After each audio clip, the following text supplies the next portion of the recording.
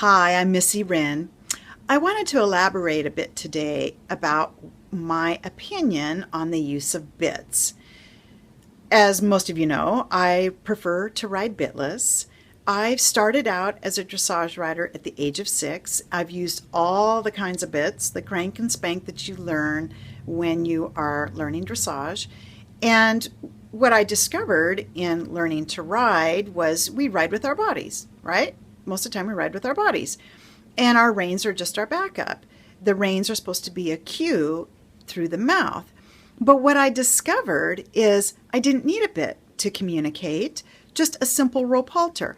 And I get a lot of crap from people saying, oh, the rope halter, hurts the nose and blah, blah, blah.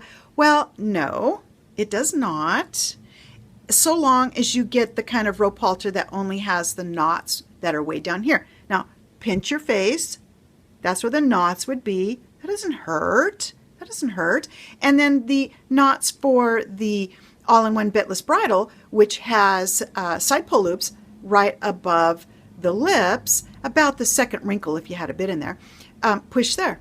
That doesn't hurt. That's just pressure. Of course, on the bridge of the nose, yes, that would hurt. And some rope halters do have knots across the nose. I do not. I do not go with that.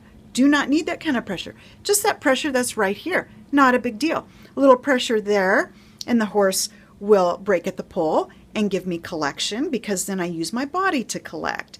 So I went bitless because I found I had so much more control, especially stopping. Now, with a bitted horse trying to stop, I can't tell you how many times I've been on a runaway with a bit in their mouth and it didn't work. If anything, it made the situation worse because it's now creating pain.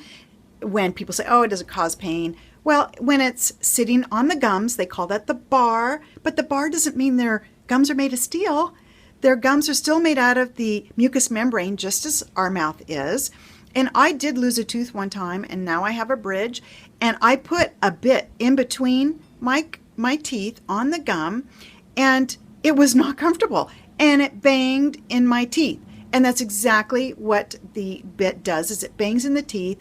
And also, like a snaffle, if it's broken, it is the center. So that center piece will bend when you pull back on the reins, and it goes bang, bang on the roof of the mouth. Well, the roof of the mouth is a mucous membrane as well. Imagine how that would feel to you. So I often will apply, how's it going to feel to me is how it's going to feel to my horse.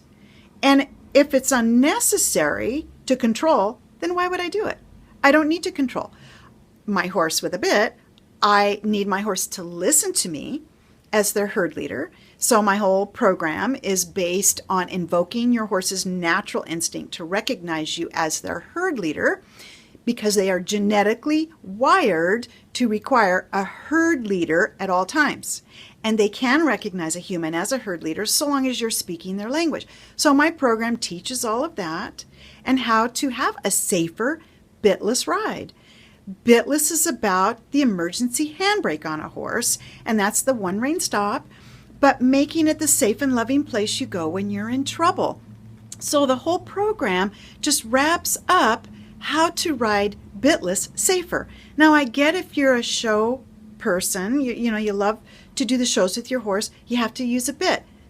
Bummer, I get it. You have to.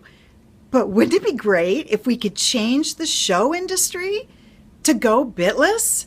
I mean, really, those of us who ride bitless recognize we don't need a bit to control our horses.